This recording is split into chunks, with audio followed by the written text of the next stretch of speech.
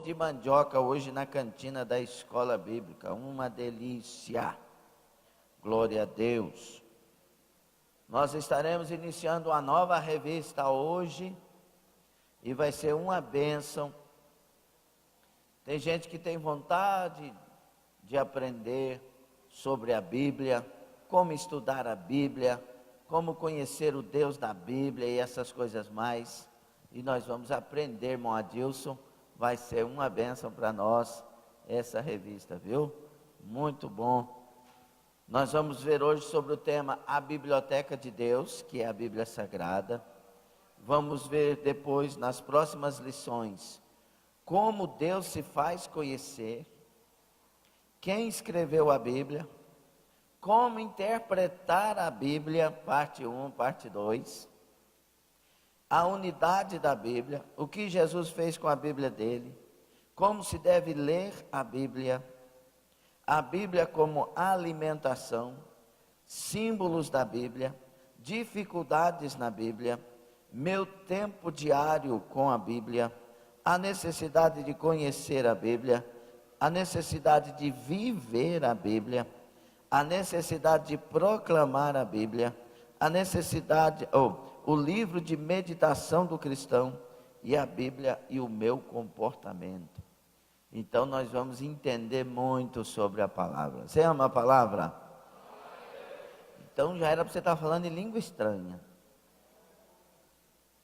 Glória a Deus, agora eu... Aleluia. Pronto? Então tá bom. Quero trazer uma notícia triste para a família enlutada, para os amigos e irmãos, mas para o céu alegre, porque uma guerreira foi para o céu, a irmã Zilda, mamãe da irmã Janaína, partiu para a eternidade. Ontem foi o seu sepultamento. Agradeço a Deus pela vida das irmãs que ali estiveram, que foram ali, né, os irmãos. Que Deus abençoe vocês, porque nessa hora é muito importante essa questão. E a irmã Zilda então partiu para a eternidade. Também fiquei sabendo, a irmã Marlene comunicou, que a sua irmã Geralda também ontem partiu para a eternidade.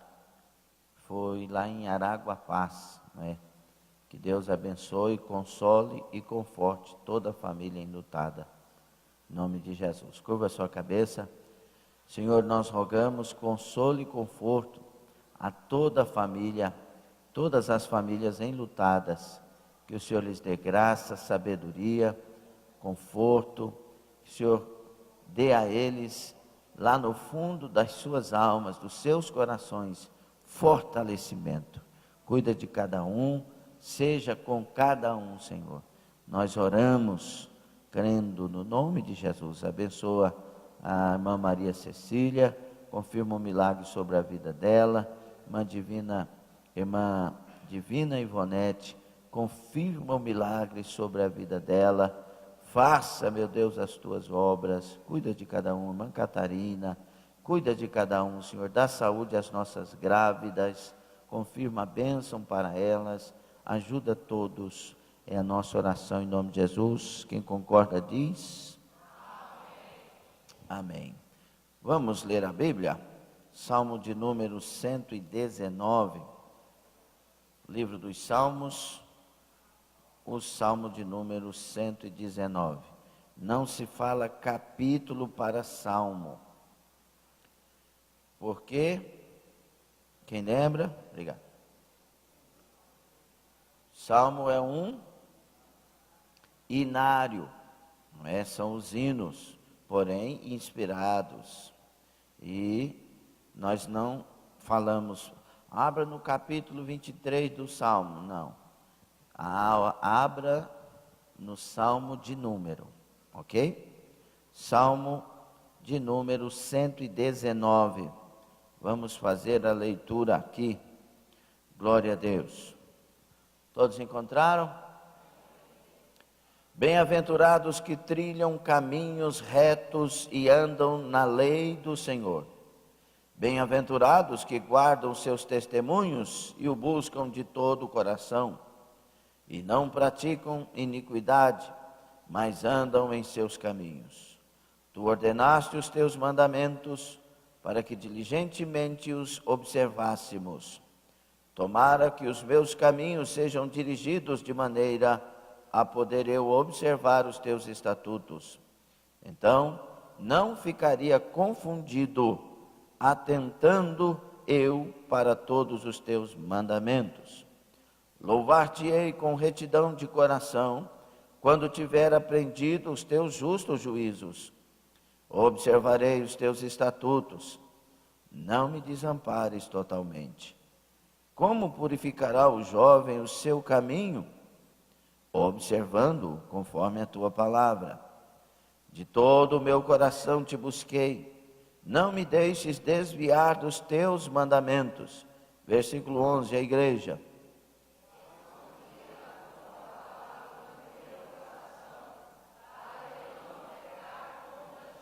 Repitam, 1, 2, 3.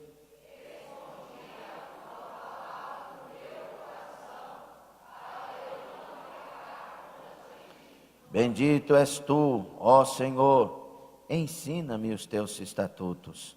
Com os meus lábios declarei todos os juízos da tua boca. Deve ser declararei, deve ter um erro aqui. Folgo mais com o caminho dos teus testemunhos do que com todas as riquezas. Em teus preceitos meditarei e olharei para os teus caminhos. 16, 1, 2, 3.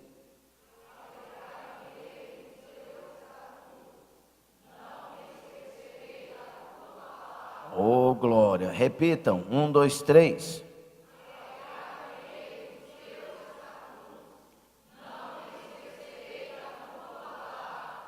Glória a Deus. Senhor, nós te louvamos pela leitura e pedimos que o Senhor nos esclareça a tua palavra, nos dê entendimento, nos dê graça.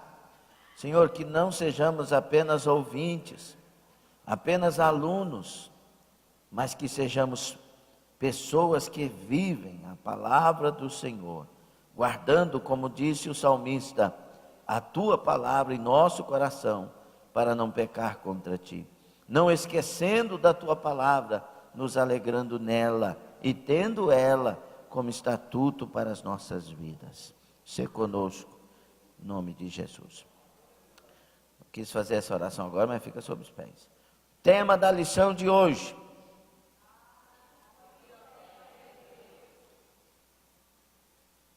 vamos de novo, né? O ensaio foi péssimo. Vamos lá, tema da lição de hoje.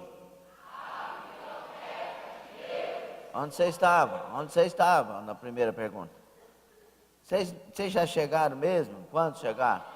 Estamos aqui? Faz assim, ó. Fala, eu estou aqui. Uma cola daquele tamanho ali, meu Deus do céu. Vamos lá, tema da lição de hoje.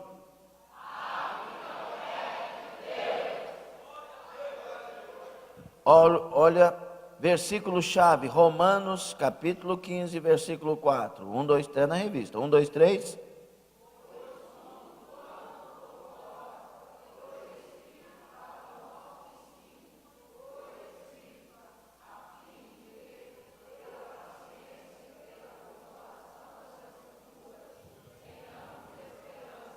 Oh, glória. Palavra de Deus, tome assento.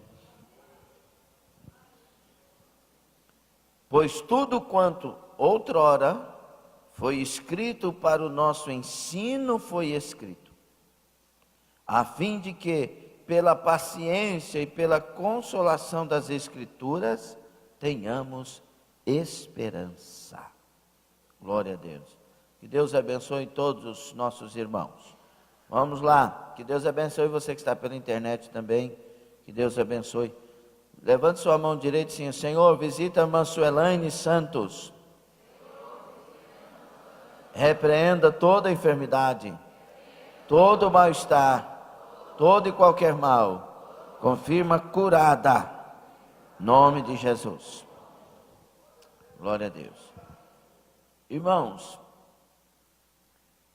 Nós somos pessoas que temos em nós a esperança de que nada em nós seja interrompido na nossa história. Por exemplo, a gente vive como se nunca fosse morrer. Não é verdade? Porque a gente vive na esperança de uma eternidade. Só que a morte vem. E a Bíblia nos ensina em algumas partes das Escrituras, nos ensina que nós devemos viver para morrer. Porque, na verdade, quando a gente nasce, a gente não tem uma conta de 1 mais 1, a gente tem uma conta de menos. Porque quando você nasce, você está caminhando para a morte, ou não? Nasceu, você está caminhando para a morte. Não é para a vida, só que a gente caminha para a vida. A gente devia preparar muito mais para morrer do que para viver. Porque depois da morte, não existirá mais morte. Será a eternidade. Então a gente tem que morrer bem para viver bem lá. Entende isso? Mas a gente vive como se tudo fosse ser eterno. Aqui, nessa parte que vivemos, que vai passar. Mas na verdade, nada na nossa vida aqui vai ficar para a eternidade. Tudo passará. Só tem 2 coisas que permanecem, segundo a Bíblia. A palavra permanece. E os que obedecem à palavra permanecem. Então, quando nós olhamos para o que está na sua mão, aí você está com a Bíblia aí? Irmãos, vocês, nós não temos noção do tesouro que está nas nossas mãos. Vai perguntar para uma igreja lá na Coreia do Norte, quanto vale isso aqui? Porque tem lugares nas regiões das igrejas perseguidas, que pessoas têm uma folha da Bíblia. E elas decoram, aprendem tudo que está escrito nessa folha. E quando encontram outro que tem outra folha, eles trocam. Eles têm porções pequenas, curtas da palavra. Se estas pessoas que choram por uma Bíblia, por tê-la completamente nas suas mãos, ganhasse a sua Bíblia que você não lê, elas comeriam a Bíblia. Então tem vantagens e desvantagens. Lá na igreja perseguida, sonham tanto com a Bíblia que se a tivessem, já teriam lido várias vezes. E aqui na igreja que não é perseguida, a Bíblia é jogada num canto, deixada de lado. E esta Bíblia, ela é eterna. Jesus disse que quando nós partirmos para a eternidade e chegarmos diante do julgamento, vai ser aberta a Bíblia para nos julgar. Lá não adianta ter argumento, dizer que estava cansado, dizer que não fez porque meu pai, minha mãe fez isso, falou aquilo, porque meu filho me magoou. Lá não existe isso. Será julgado pelo que está escrito na palavra. Ela é eterna. Por isso que Mateus 24:35, Jesus disse que passarão todas as coisas, mas a palavra de Deus não passará. Essa palavra, ela é viva e eficaz. Ela não é um livro, a Bíblia, eu não estou falando de religião, viu, irmãos? Estou falando da Bíblia. Você precisa servir a Deus numa religião, e religião não é mal, não. Quando a religião é certa, é necessário. Aliás, a palavra religião vem do latim religare, é alguém que torna a ser ligado a Deus. E a religião verdadeira me volta para Deus. O muro da inimizade cai, o muro da separação cai, e por Cristo Jesus eu sou ligado novamente no Pai. Essa Bíblia aqui não é um livro que você lê e chora, como num livro de poesias, de poemas, de contos de amor, de decepções. Aí você lê o livro e chora. Quando o livro é emocionante, você lê e chora. Mas essa Bíblia aqui, quando você ler ela, ainda que você venha chorar e se emocionar com coisas tão maravilhosas, essa Bíblia, as palavras dela saltam para nós. É uma Bíblia viva. São palavras vivas, são palavras de vida eterna. Então, por isso que quando você está lendo a Bíblia, tem hora que, normalmente lendo, daqui um pouco você lê um versículo e ele faz assim, ó. Cresce diante de você. Aí você lê novamente. Aí o coração aquece. Quem já passou por isso? Todos. Até quem não levantou a mão já passou por isso, bem possível, né? Mas a maioria levantou a mão. Você lê, o seu coração aquece. Você olha, talvez você não imagine como eu vou te dizer, mas a coisa é a mesma. Aquele versículo se torna uma porta e você entra por caminhos mais profundos. Sim ou não? Porque essa Bíblia não é um livro de um escritor qualquer. É o livro de Deus. É a palavra de Deus. Então, quando você mergulha nela, você encontra vida. Você que quer salvação. Essa Bíblia, ela produz também a morte. Cada pessoa que se distancia de Deus, essa Bíblia aqui vai contar a história da morte dessa pessoa. Porque essa Bíblia, ela é também a revelação de quem sou e para onde estou indo. Este é o manual de instrução da sua vida. Quando você compra um ar-condicionado, vem lá um manual de instrução. Você compra uma geladeira, manual de instrução. Você compra um aparelho de som, manual de instrução. Você compra uma parafernália dessas tantas coisas de inovação que tem, vem lá como funciona e a maneira de fazer, é o manual de instrução. Esse aqui é o seu manual de instrução. A Bíblia Sagrada. O livro mais antigo da terra e o mais atual. Como pode um livro dessa idade fazer tantas obras assim? É o livro de Deus. Por causa desse livro surgiu a imprensa, Gutenberg. Por causa deste livro surgiu muitas coisas maravilhosas. Tem um livro que eu tenho na minha biblioteca, e se Jesus não tivesse nascido? Conta a história de tantas coisas que não existiriam se Jesus não tivesse nascido. Se esse livro não existisse, muitas coisas das nossas regras e leis de hoje não existiriam. Porque a maioria de todas as leis foram cópias das leis deste livro. Porque esse livro tem leis éticas, tem leis justas e corretas. Então, pega aí nesse livro, você tem um precioso tesouro nas suas mãos. Que às vezes a gente deixa de lado, porque a vida não está boa, a gente deixa o manual de instrução da nossa vida de lado. Porque você está enfrentando lutas, você não consegue ler um manual de respostas para a sua luta. Porque alguém nos feriu, a gente diz que Deus se esqueceu de nós, e a Bíblia dizendo que pessoas vão nos ferir e que devemos perdoar. Ei, valoriza o que você tem nas suas mãos.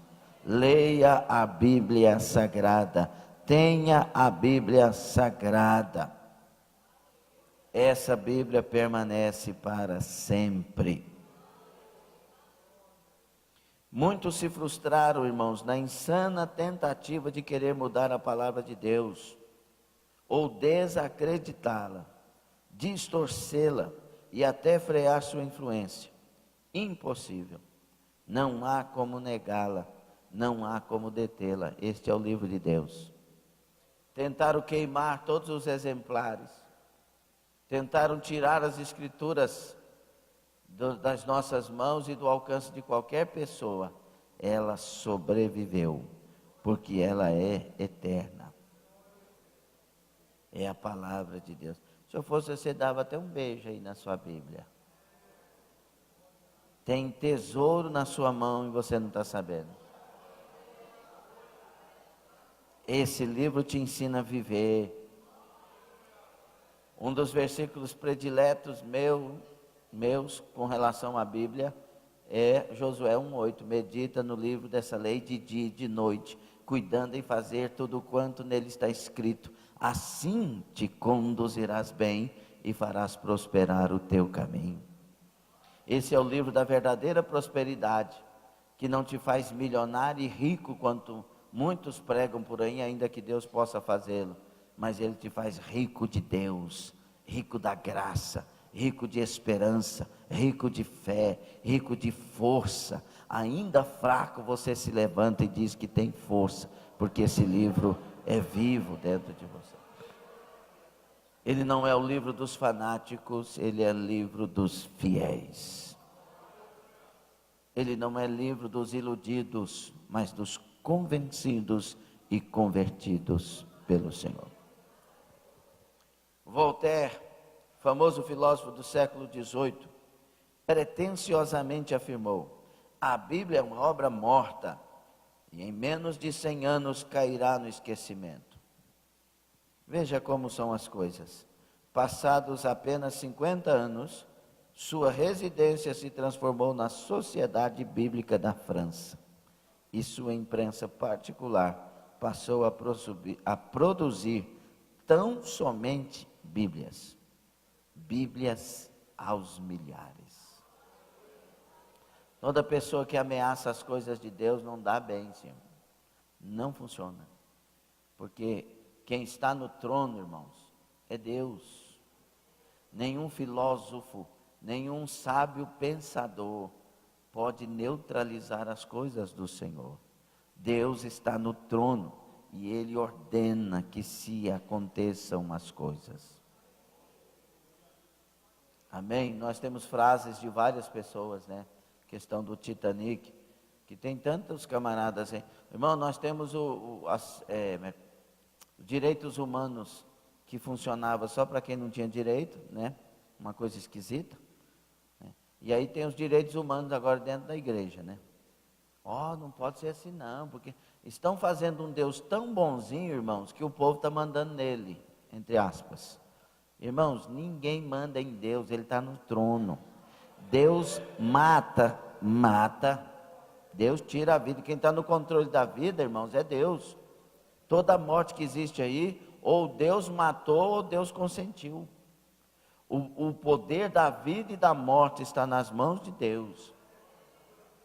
Entendeu? Aí tem gente que põe um Deus tão bonzinho que ele não vê que tem um diabo matando gente. Irmão, se o diabo pudesse matar, já teria matado a mim e a você. Só que Deus nos guarda. O Salmo de número 125 dessa Bíblia maravilhosa que está nas suas mãos, diz que como em volta de Jerusalém estão os montes, assim o Senhor em volta do seu povo. Bem-aventurados que confiam no Senhor.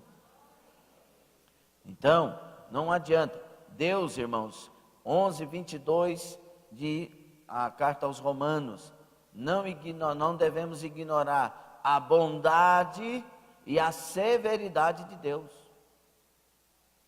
Então, esse versículo está revelando duas qualidades de Deus. Que Deus primeiro é bondoso, a bondade, né? Deus primeiro é, e depois Ele é severo. Deus, irmãos, tem bondade e severidade. Deus é justo. Deus não comete injustiça. Então o Deus da Bíblia é para nos provocar muita alegria e muito temor e tremor. É isso que Deus sempre faz na Bíblia. Deus traz a lei para ensinar o seu povo a ser mais que vencedor, ser cabeça e não cauda, ser aquele que empresta, mas não pega emprestado, que era a promessa para Israel, Deuteronômio 28. Quando Deus vai trazer essas vitórias para o povo dele, ele traz num monte fumegando. Ele traz revelações para o povo, revelando o seguinte: ó, esse é o caminho de vocês viverem, mas vocês podem morrer fora dele. Deus é mau, pastor? Não, ele está mostrando o caminho. Mal é quem escolhe o caminho errado. Deus seria mau se falasse assim: Cleomar, você está perdido agora, não quero você mais não. Deus não faz isso. Deus põe diante de você a vida e a morte, a bênção e a maldição, e ainda te diz: escolhe a vida para que vivas tu e a tua semente. Então Deus é sempre bom, mas Ele é severo. Você escolheu outro caminho, então vai por esse caminho e receba as consequências dele. Deus é tão bom que mostra até as consequências, e a gente é tão mau que mesmo sabendo das consequências, caminhamos pelo caminho errado. Deus é sempre bom.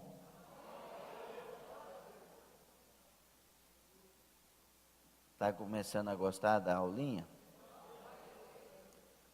Afinal, que livro é esse que tanto fascina a humanidade? Como pode uma obra tão antiga manter-se tão atual e relevante? E como explicar que o livro mais lido e estudado da história tem ainda tantas coisas novas a ensinar? Quem o escreveu? Quando foi escrito? Como chegou até nós? Olha para o céu e diga: obrigado, Senhor. Diga: perdão pela minha negligência com este livro sagrado.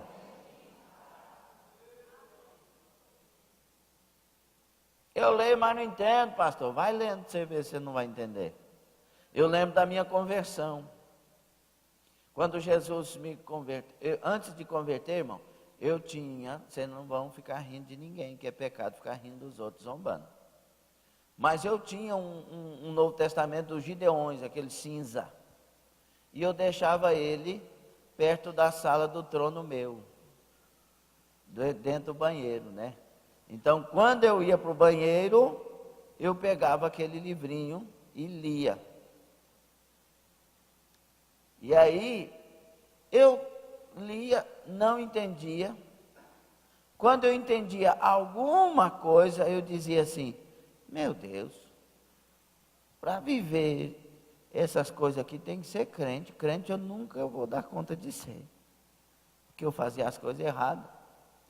Crente eu nunca vou dar conta de ser, não. Meu Deus do céu. Aí eu fazia assim: Senhor, se algum dia eu vou morrer, me dá pelo menos umas meia hora para me pedir perdão pelos meus pecados. Eu não quero ir para o inferno. E eu acreditava que eu não conseguia viver aquilo. As poucas coisinhas que eu entendia. Quando Jesus fez toda aquela cilada maravilhosa, santa, e me converteu, porque viu a sede da minha alma, preste atenção, trabalhadores da escola. E aí, quando Jesus me converteu, que eu abri a Bíblia para ler, eu estava entendendo. E eu lembro até hoje a cena, eu olhando a Bíblia, os meus olhos encheram de lágrimas, porque eu estava entendendo, e estava aquecendo o meu coração, o livro de Deus. E as lágrimas vieram nos meus olhos, embaçou tudo e caiu em cima. Porque agora eu estava entendendo a palavra de Deus. Se você quer entender a Bíblia, primeiro seja um nascido de novo, um convertido. Você vai ver que tem mistérios aqui que seus olhos verão, seu coração vai entender o que está escrito. Amém? Então vamos conhecer um pouco dessa Bíblia? Sim ou não? A aula de hoje ela vai ser mais teológica ou informativa, porque você precisa conhecer o livro, então a gente vai ler mais e vai passar mais informações. e depois ela vai ser um pouco mais de aplicação também, tá bom? Ok? Qual que é o primeiro tópico aí? Olhe para cá. Quem sabe quantos escritores Deus usou aproximadamente para as escrituras serem compostas? Em torno de 40 escritores. Qual foi o período da formação da Bíblia aproximadamente? 1.600 anos. De 1.500 antes de Cristo até 95, que é a data aproximada do último escrito, depois de Cristo. 1.600 anos. 40 escritores diferentes. Quem eram os escritores? Pessoas das diversas classes. Tinha um boieiro, tinha um catedrático, tinha um médico, tinha um pescador, tinha gente de toda categoria e natureza. Diga, eu estou nesse meio. Ou seja, de pessoas que Deus escolhe, pessoas leigas e doutas, pouco instruídas e muito instruídas. E agora vamos lá, vamos escolher aqui as 3 pessoas mais inteligentes no nosso meio. Não vou nomear aqui, certo? Vamos escolher as 3 pessoas mais inteligentes do nosso meio. A pessoa A, a pessoa B e a pessoa C. Muito inteligentes. Aí nós vamos colocar uma naquela salinha, outra no anexo e outra lá na CAGEC. E vamos pedir para ela escrever sobre um tema único para as 3 pessoas. Elas vão ou não vão se contradizer? Sim ou não? Falando da mesma coisa. É igual, não, é simples. Pessoas que vão para debates na televisão, que são escolhidas a dedo, porque são as principais aquele tema que vai ser tratado, elas se contradizem. Sim ou não? Eu sou calvinista, eu sou armínio, e pronto, acabou. E aí o inteligente defende o Calvino com 50.000 palavras, e o inteligente defende Armínio com 50.000 palavras. Agora aqui são 40 de 1.600 anos, 1.500 antes a 95 depois de Cristo, e nenhum se contradiz. Esse livro é de Deus. Esse livro é o livro de Deus. Tem toda a credibilidade. Essa é uma das. Fora as descobertas científicas que aconteceram, que vieram acontecendo e que a Bíblia já dizia. Por exemplo, que a Bíblia diz que a Terra é uma circunferência. Rapaz, até que descobriu que a Terra era redonda, deu briga demais. Teve um povo aí matando gente e dizendo que era feiticeiro, porque falou que a Terra era oval. E a Bíblia, 700 anos antes de Cristo, no livro de Isaías, no livro de Ezequiel, dizendo a Terra é circular. A Bíblia diz que o homem foi formado do pó da terra. Aí vem os inteligentes e dizem, é um absurdo, como é que pode, não sei o quê. Aí a ciência descobre há pouco tempo, eu digo pouco tempo pela existência da Terra, a ciência descobre que os 15 elementos químicos da Terra estão no corpo humano. E ainda descobre que de argila dá para fazer células vivas. E Jesus pega, faz lodo na terra e faz os olhos de um cego voltar a existir. E esse negócio da Eva ser tirado do canto da costela do Adão, isso é um absurdo. E a clonagem hoje? Essa Bíblia é digna de toda aceitação. Não, isso aí são poucas coisas diante de tantas outras. Quantos livros tem a Bíblia? 66. A católica tem quantos a mais?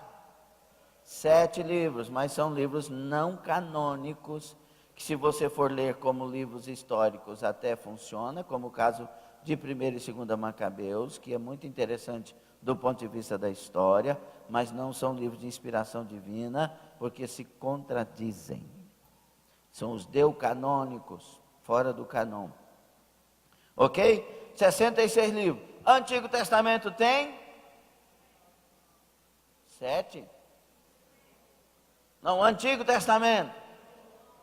39, né? Antigo Testamento? Novo Testamento? 27 livros. Então dá o total de 66 livros. Essa é a arma do crente macho. Calibre 66. Só os homens, diga eu sou macho. Me magoou, eu perdoo. Cabra macho da Bíblia, irmão, não é o cabra macho lá de fora, não. Me magoou, dá um tiro. Que tiro, irmão? Nós já temos a arma aqui, a arma que curou o nosso coração, libertou as nossas vidas. Diga mais uma vez, eu sou cabra macho. Até as mulheres falaram, não, irmão, peraí. As irmãs digam, eu sou cabra fêmea. Diga, me magoou, perdoei. Teve uns perdoei que eu não senti firmeza, não. Esse livro me ensina a perdoar, porque esse livro me mostrou que Jesus me perdoou. E eu era o mais culpado de todos. Quantos capítulos tem a Bíblia? Não, senhor, falou rápido demais. Hã?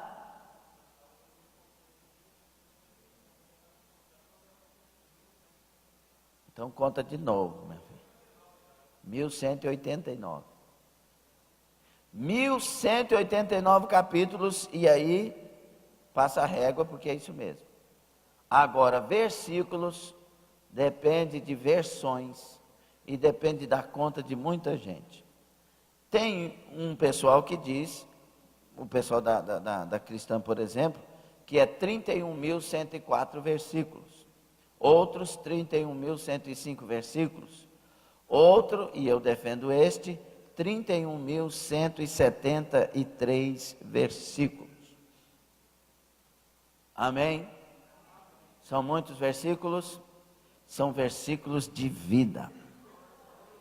Ok? Então esta biblioteca está nas suas mãos, à sua inteira disposição, escrito na sua língua. Quantas pessoas não têm a Bíblia? Irmãos, esses dias agora, há 1 mês e meio, aproximadamente, entraram no lugar onde os irmãos estavam fazendo tradução da Bíblia, lá na Espanha. Mataram alguns, sequestraram outros, e interrompeu um trabalho de tantos anos, da tradução da Bíblia numa nova língua. O diabo não quer isso. Você vai na Índia, milhares de dialetos, como é difícil. E você tem a Bíblia traduzida na sua língua, atualizada e corrigida para você entender melhor. Cuidado com a nova linguagem de hoje. Mas a gente entende, tão fácil, mas é a verdade que está ali. Tem várias contradições. Tenha uma linguagem saudável, sadia. Uma das linguagens mais sadias usada na interpretação, na tradução, é da Bíblia Pentecostal de 1995.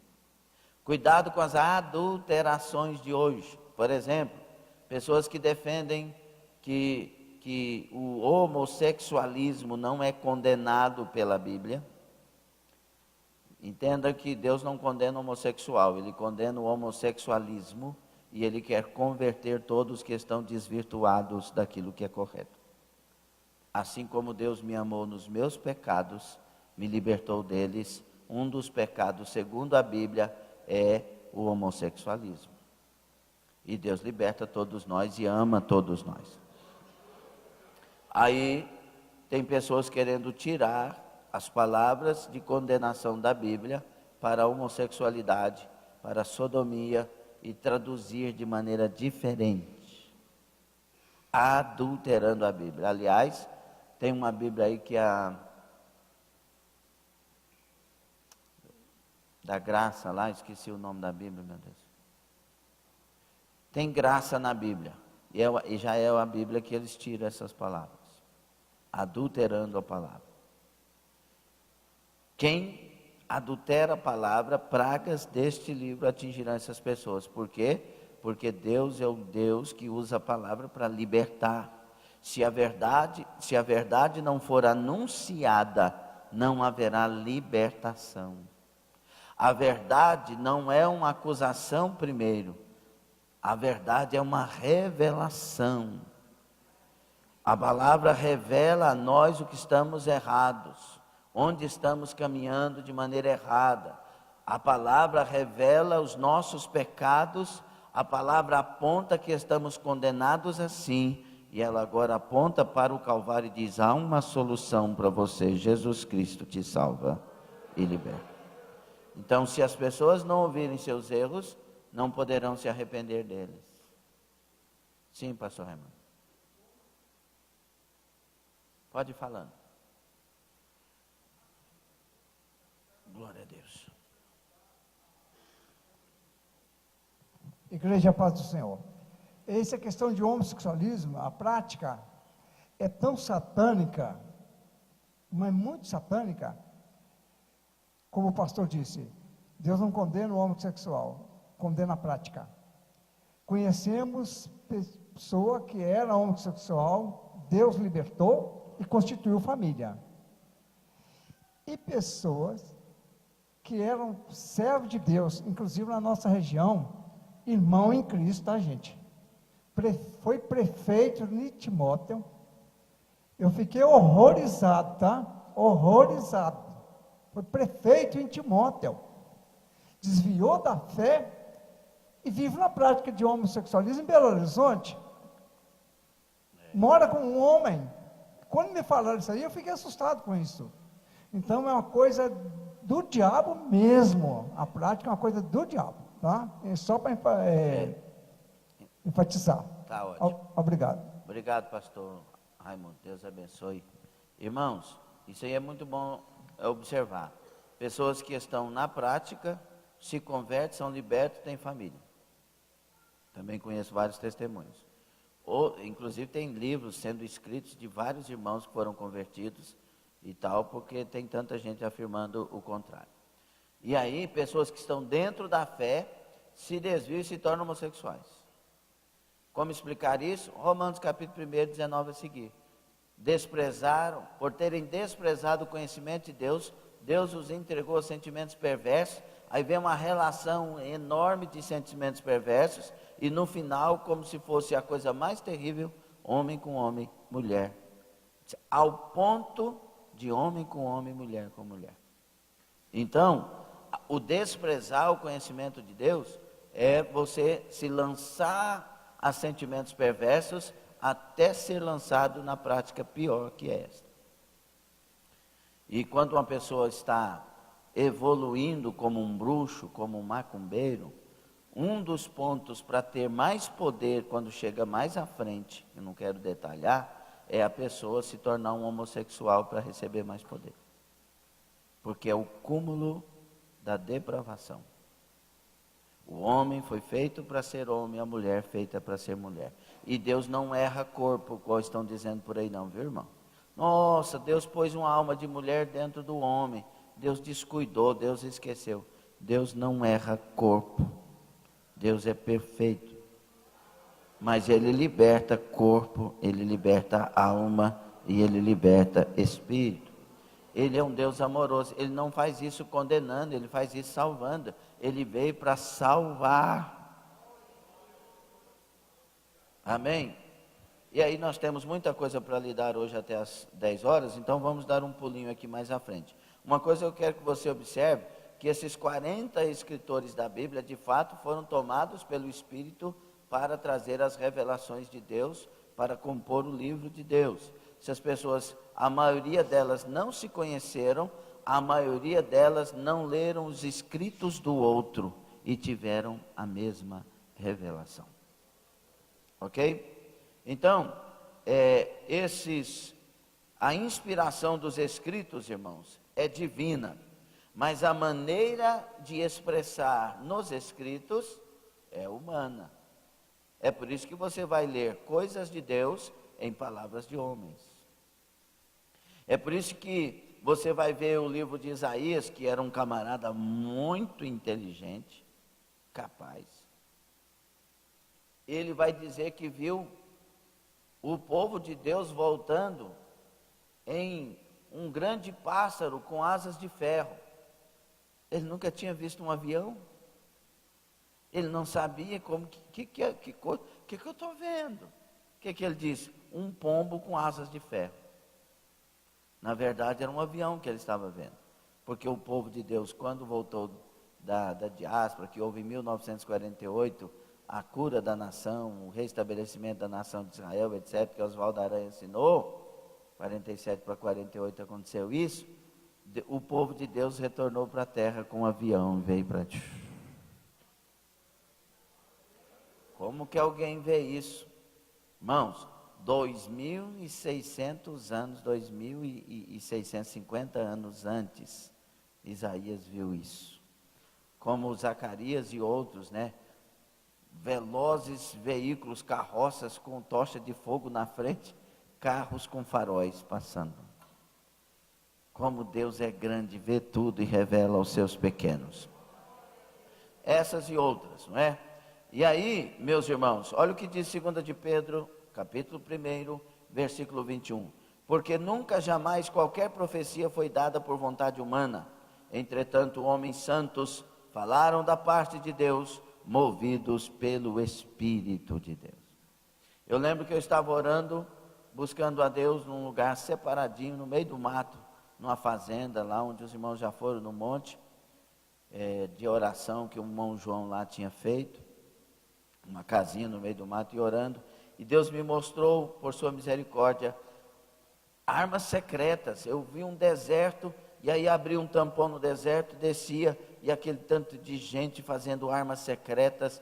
Eu vi no meio da floresta, um povo que estava ali, tinha umas coisas mais, e ninguém sabia que aqueles índios existiam, estavam ali na floresta. Eu vi uma mão cheia de controles de armas depois, e Deus falou assim, os homens fazem as armas, mas o controle está na minha mão, e tal. Daí passou um pouco, começou a mostrar as armas secretas, e aquela tribo de índios, que ninguém conhecia, que descobriram lá, e eles lançando flecha lá, doido, porque não estava sabendo o que estava acontecendo, Deus revelando que já sabia de tudo aquilo, está no controle de tudo, e Ele revela aos pequeninos, mostra aos pequeninos. Eu e você somos os pequeninos de Deus. Amém? Glória a Deus. Então, conhecendo os escritores. Agora, compreendendo seus escritos. A Bíblia é dividida em duas partes, nós já falamos. Primeira parte, Antigo. Quantos livros? 39. Segunda parte, Novo Testamento. Quantos livros?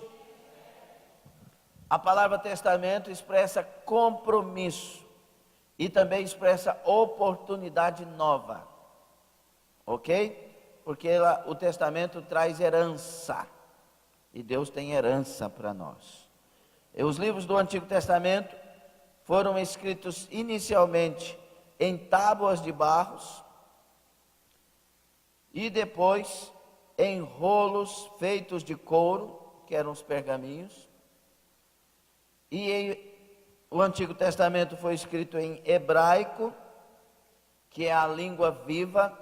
Muitas pessoas, quando a gente vai em Jerusalém, eu fui 4 vezes, as pessoas pensam que em Jerusalém não existe a língua hebraico, é a língua da nação, é língua viva. Lá é falado o hebraico, entendeu? é uma língua viva, não é morta. E o Antigo Testamento foi escrito em hebraico. Você vai achar no Antigo Testamento também o acádico. Você vai ver no Novo Testamento, os escritos foram em...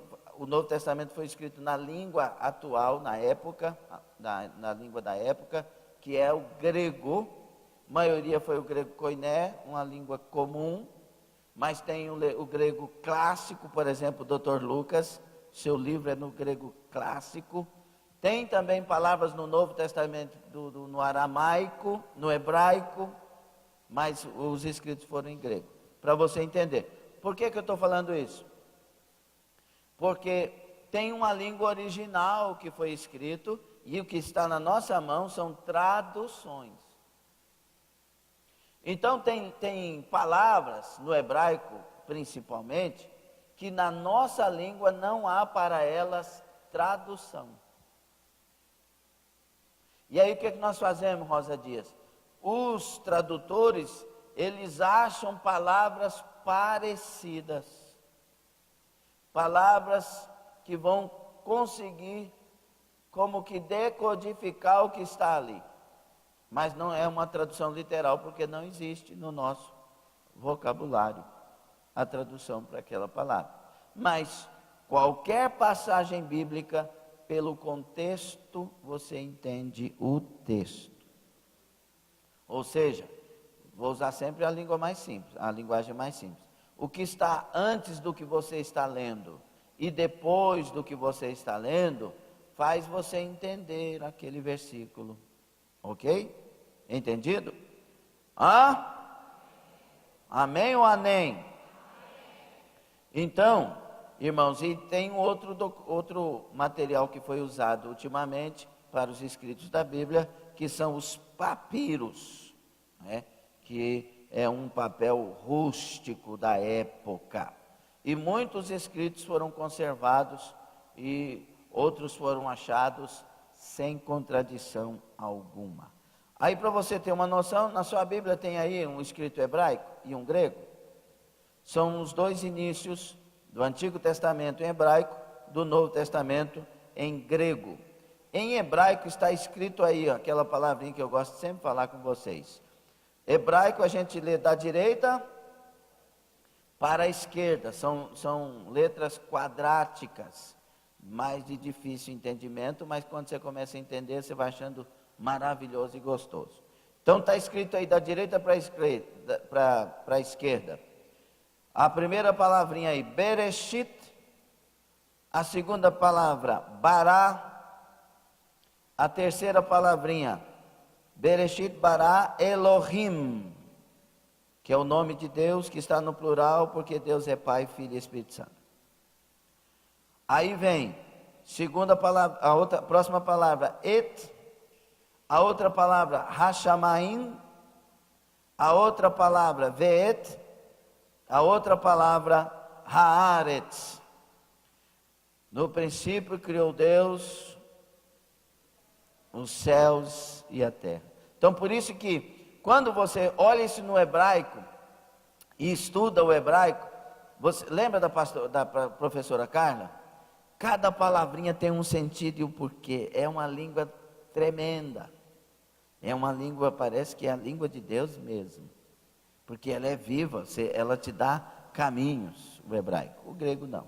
Mas aí tem a outra palavrinha no grego, que é João, capítulo 1, versículo 1. Talvez a minha pronúncia não seja boa para o grego, que o grego... Kai o logos en theos, en arche en o logos, kai o logos en pros tos theon, que está escrito no grego no princípio, era o verbo. Essa palavra logos aí é a palavra para verbo, é a palavra, porque Jesus é a própria palavra. Então essas coisas é bom você entender. Mas se você ler a Bíblia sem saber disso, dá para encontrar Jesus, entender também, e ir para o céu do mesmo jeitinho e defender a verdade. Tá bom? Ok? Então, para facilitar o estudo das Escrituras, os livros foram divididos por assuntos ou classificações. A Bíblia não foi escrita para ocultar de nós a verdade. A Bíblia foi escrita para trazer a nós a verdade. Então, as coisas que foram feitas e foram surgindo, por exemplo, antigamente na Bíblia, nos livros da Bíblia, não tinha capítulos e nem versículos. Era um livro escrito sem capítulos e versículos, era uma sequência. Aí vieram os estudiosos para fazer separação, para nós entendermos melhor, separando de assuntos em assuntos. Tem Bíblia que tem versículo que começa a primeira letra com negrito, já viram? Quer dizer que está mudando o assunto, para você entender. Tudo aqui é para facilitar o entendimento. Está dando parafuso não, né? Está sendo legal? Eu tive um professor, Tácito da Gama Leite Filho, professor em pós-graduação, um cabra mestre. Ele já partiu para a eternidade, um sociólogo de primeira. E ele dizia: meus irmãos, vocês que já têm uma certa idade, não se preocupem em guardar tudo. Se preocupem em ouvir e entender. Falei, isso é boa, essa é boa, gostei. Preocupem em ouvir e entender, depois vai estar tudo lá. Você pode ter certeza que você tem um cérebro aí muito abençoado. Ok? Aí houveram separações e tal para nos facilitar o entendimento, como estas que nós vamos continuar a dar aqui, para você ter um entendimento melhor ainda. Uma coisa que é bom você saber, a Bíblia não está em ordem cronológica, certo? Foi colocada em ordens de livros, dependendo do ponto de vista de cada livro aqui, que eu não vou entrar em detalhes, para não confundir. Mas tem a Bíblia, já que você pode adquirir nas livrarias, Bíblia em ordem cronológica, para você entender o que aconteceu de fato em cada ano da existência aí, tá bom? Mas a Bíblia está dividida. Antigo Testamento tem primeiro os livros que é o chamado, não senhora, não falei de quanto a quanto, né? É chamado de Pentateuco. 5 livros, são 5 livros, e eles vão de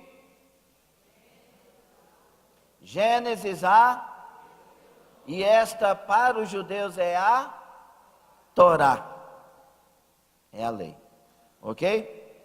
Aí vem o próximo, é um conjunto de livros, esses são os 5 primeiros. Aí vem outro conjunto, quais são?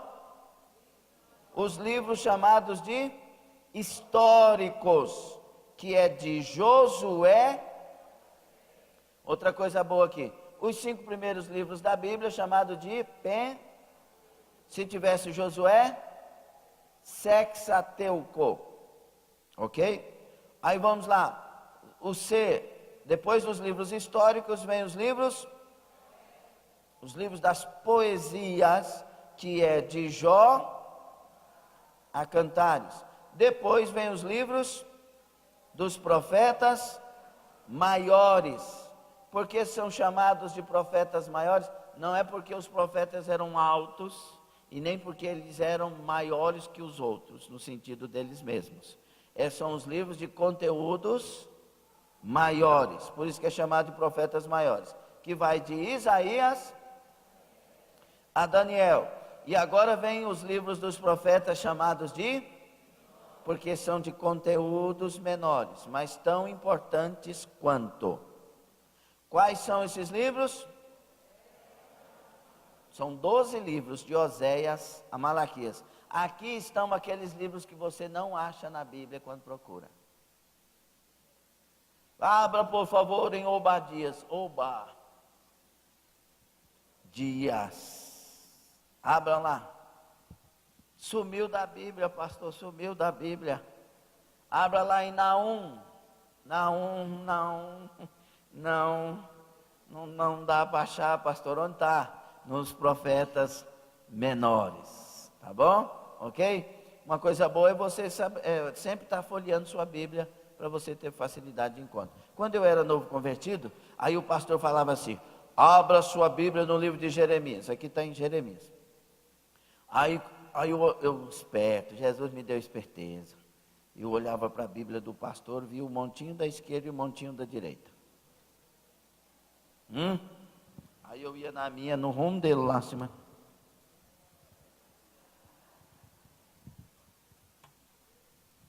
Eu novo convertido, achava o livro mais cedo do que os outros. Parecia que eu conhecia, mas não conhecia. Eu olhava o montinho da direita e o montinho da esquerda. Amém? Guardou aí? Aí vem, irmãos,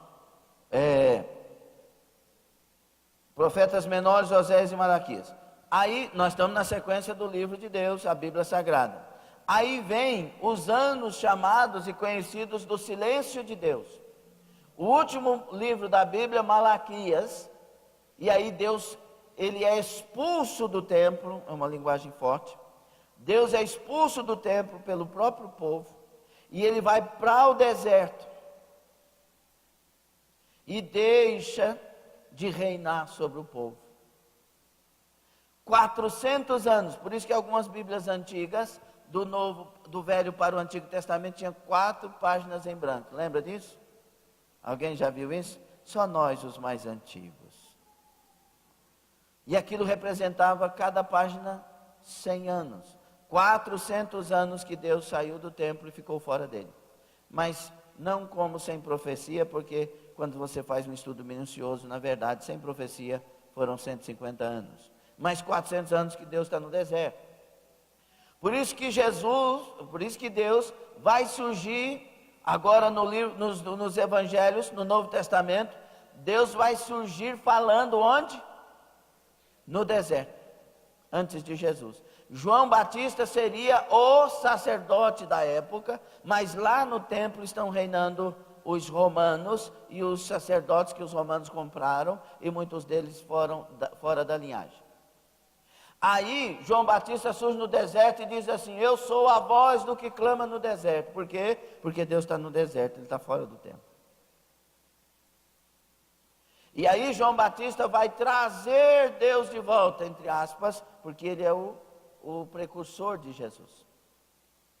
Deus precisa voltar a reinar, e ele vai voltar a reinar com o nascimento de Jesus Cristo. E quando Jesus nasce, João preparou o caminho, Jesus vence o que precisa vencer, e a história volta a acontecer com o domínio de Deus. Só que agora, o Deus que estava no deserto, ele não vem encher o templo que na época era o de Herodes, e ocupar seu lugar de volta através dos sacerdotes, não. Ele vem para o cenáculo e enche você e eu como templos agora de Deus.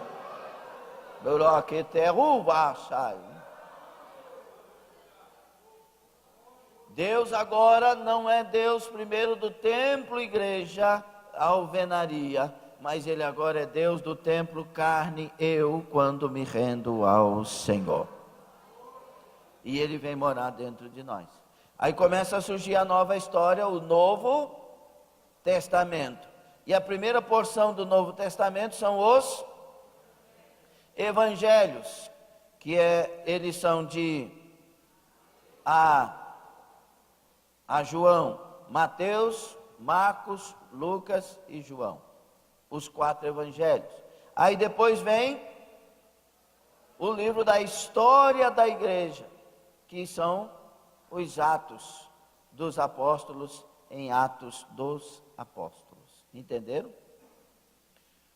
Aí vem as epístolas paulinas de Romanos, depois as epístolas gerais de Hebreus, depois o livro profético, o livro das últimas revelações, ou a revelação das últimas coisas, que é o livro do Apocalipse.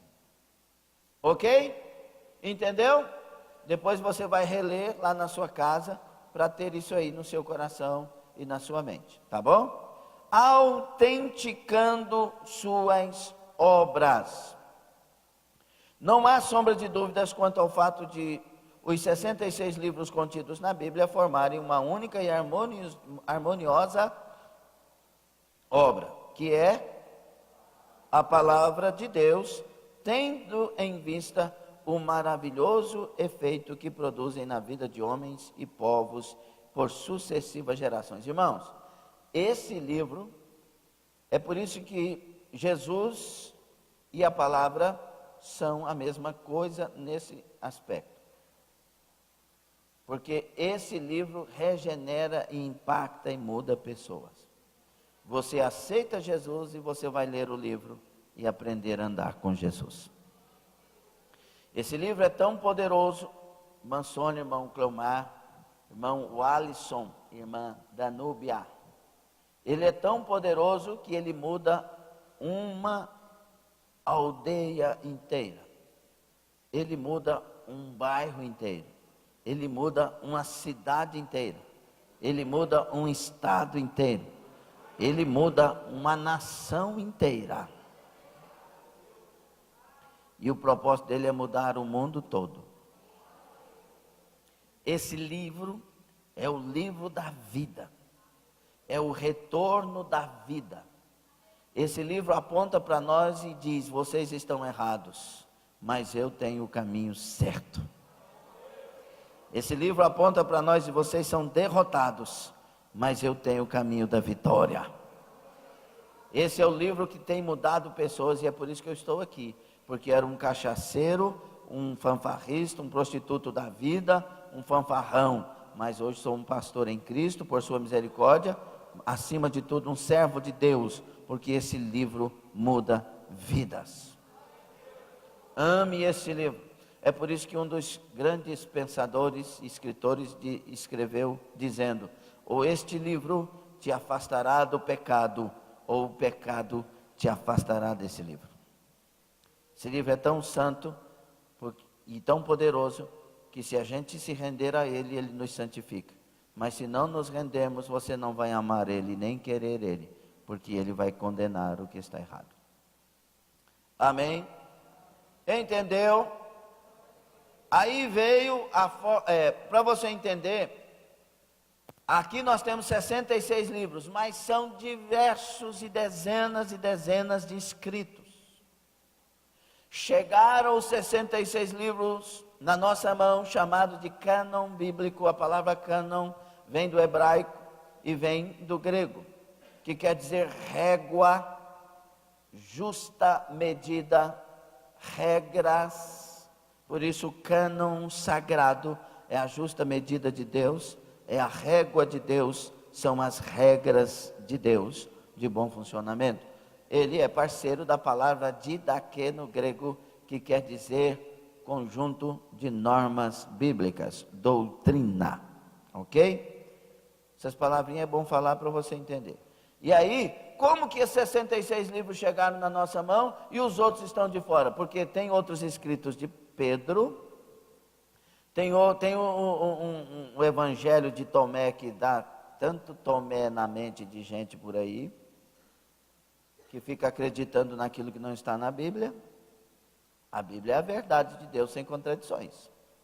E tem outros apocalipses, inclusive um de Pedro, tem outros escritos de Paulo, e vai. Mas tem os de José e outros. E aí, por que estes estão na Bíblia? Porque houve uma reunião, um concílio para tratar sobre isso, e foi escolhido justamente o que nós falamos, livros que não caem em contradição e que de fato são de inspiração bíblica, porque são vivos, não tem contradição e a revelação é a mesma dos demais. Ok? E aí, até aqui já está bom para tu entender. E este livro, ele é um livro de autoridade. Sim ou não? Sabe como que Agostinho se converteu, ou Deus converteu Agostinho de Hipona, que era um monge?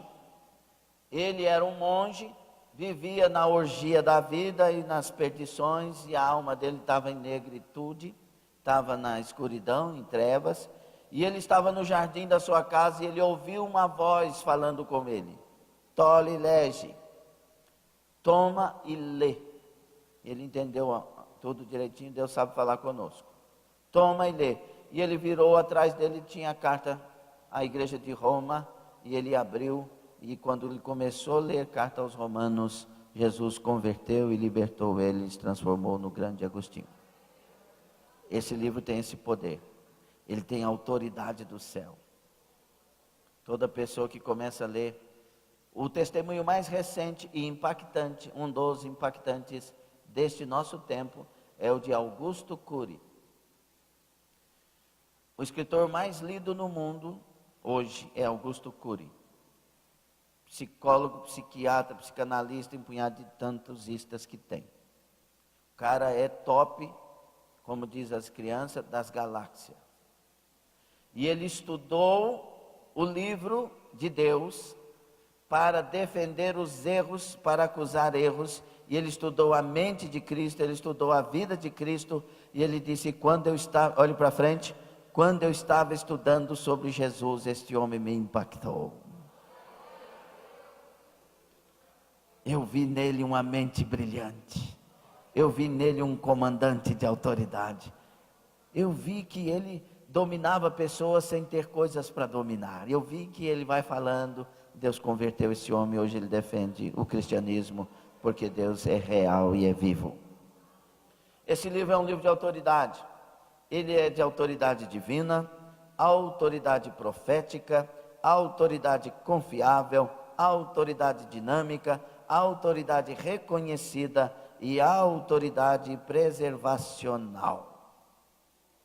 Você tem uma relíquia, um tesouro, você tem poder nas suas mãos, você tem um livro para te impactar, te mudar, te modelar, te transformar, te avivar, te fortalecer, te levantar, te dirigir, te iluminar, te levar para o céu.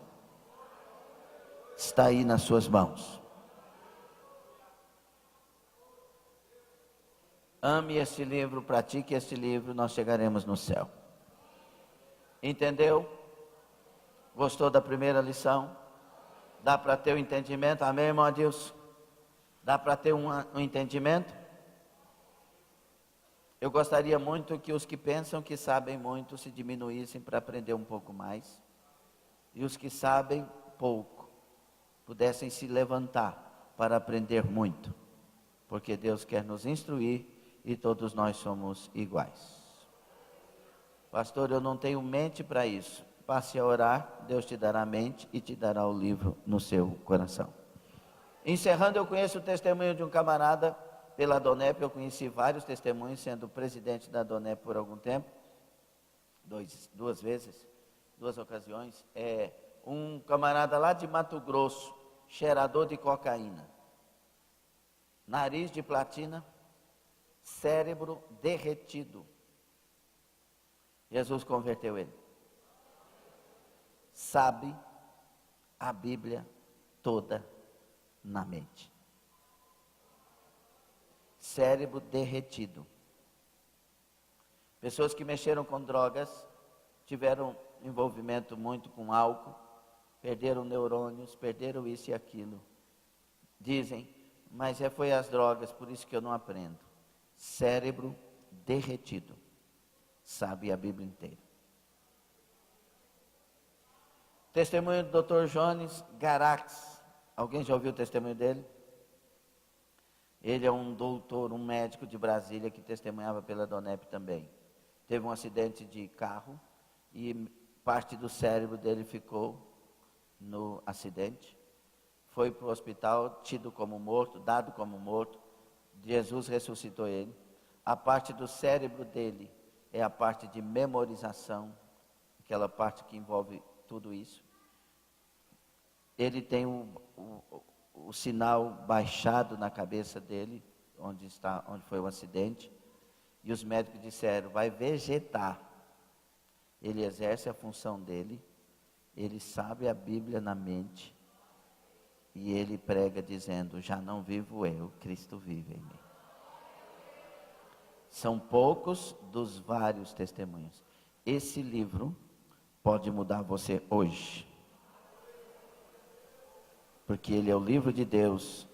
Ele é o Deus do livro e o livro do Deus. Não me envergonhe do Evangelho, pois é o poder de Deus para a transformação de todo aquele que crê. Fique sobre os pés. Hoje nós não vamos fazer perguntas e respostas, mas na próxima aula, se você quiser, podemos fazer. Mas hoje nós vamos ter uma reunião agora às 10 horas, com todos os obreiros, todas as obreiras e os trabalhadores ali no anexo. Tá bom? Quem gostou de hoje? Vai ler a revista, reler? Glória a Deus. O que tiver aparente contradição, tire suas dúvidas conosco, tá bom? Vamos orar? Senhor, você agora ore para Deus te dar inteligência espiritual, entendimento e conhecimento espiritual. Deus quer, isso eu estou falando pelo Espírito de Deus, hein? Deus quer revelar o seu livro para nós. Deus quer dar entendimento a pessoas sobre a sua palavra. Você quer ser um pregador? Você quer conhecer a palavra? Você quer conhecer primeiro para agradar a Deus, para não pecar contra o Senhor? Então levante suas mãos, Deus vai te dar entendimento. Senhor nosso Deus e Pai querido, eu te amo. Obrigado por esse livro tão maravilhoso. Que nesta manhã o Senhor esteja tirando todo sono, todo cansaço de pessoas quando vão ler a Bíblia e dá sono. Eu repreendo em nome de Jesus, de todas as nossas vidas, todo e qualquer empecilho com relação à palavra. Meu Deus, abençoa, dá entendimento, dá profundidade, dá conhecimento, dá-nos, ó Deus, que a nossa alma se inflame de amor pela palavra, que nós possamos mergulhar na palavra, que nós possamos nadar no saber, no conhecer dado pelo Senhor, não mais e não menos que o centro da tua vontade, e sempre primeiro para vivermos para a tua glória. Abençoa a tua igreja, levanta grandes expoentes da palavra, levanta, ó Deus, pessoas que vão pregar a palavra, que vão cantar a palavra. Oh meu Deus, unge com o óleo do céu, abre os olhos do nosso entendimento, dá-nos inteligência, entendimento e conhecimento dos céus, e nos faça vivos na palavra, e antes de tudo, Senhor, sejamos o evangelho que as pessoas leem, e por causa disso se encontram com o Senhor e servem com alegria. Abençoa, receba sobre a sua vida, em nome de Jesus. Quem recebe concorda, diga amém. Glória a Deus. Meus irmãos, eu preciso durante a reunião, meia hora ali, permaneça sobre os pés, estamos encerrando. Durante a reunião ali, meia hora, que nós vamos encerrar 10h30, eu preciso de umas 4 tias ou 6 tias para cuidar das crianças durante esse tempo ali na salinha. Pode ser? Quantas tias se oferecem que não vão participar da reunião? Jovens podem se oferecer. 1, 2, 3. Não, tu é diaconisa, tu não pode. Quantas tias podem? Levanta as mãos. 1, 2. Maquênia, tu não é trabalhadora? 2. Aleluia, uma jovem levantou as mãos. Meu Deus do céu, aleluia. Tem mais jovens aí que podem ajudar? Mais uma, outra, eita, vocês são demais, vai casar tudo esse ano. Quer ver arrumar mais umas 10? Tá bom? Terminar, as crianças já seguem para as salinhas, tá bom? Rapidamente pela internet. Suelane Santos, ora por mim, pastor, eu estou passando muito mal, com muita dor no estômago e no corpo.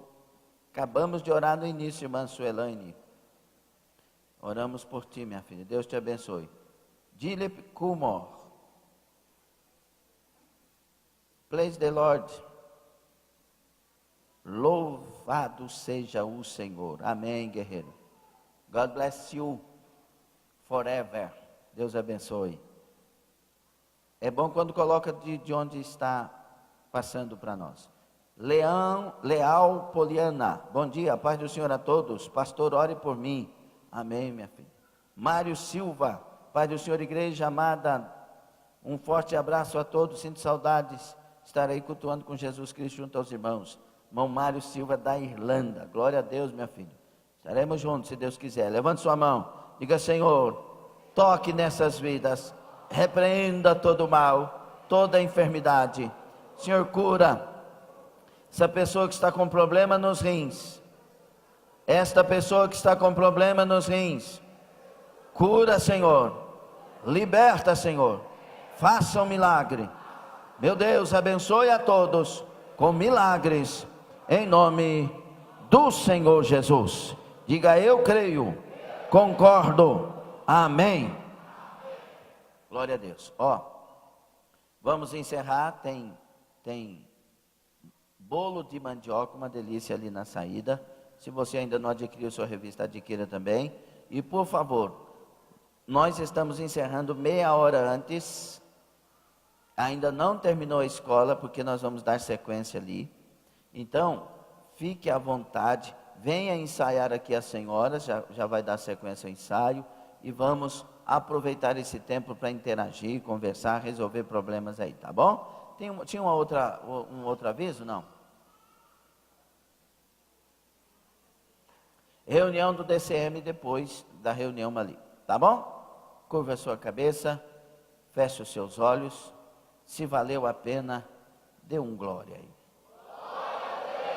O amor de Deus, nosso Pai, a graça de Jesus Cristo, nosso Senhor e Salvador, e a comunhão do Espírito Santo, seja com todos que amam a Bíblia, que lutam para viver a Bíblia e que são para sempre do Senhor. Os que assim o são e recebem, vão dizer: amém. Cumprimente seu irmão, a paz do Senhor a todos. Sigam já diretamente, obreiros e obreiras, para o anexo, para a nossa reunião. Por favor, não me deixe te chamar, faça isso para a gente aproveitar o nosso tempo. Deus abençoe, Deus te dirija, Deus abençoe nossos visitantes, Deus seja com vocês, com suas famílias, Deus seja com a igreja. Hoje à noite nós teremos um culto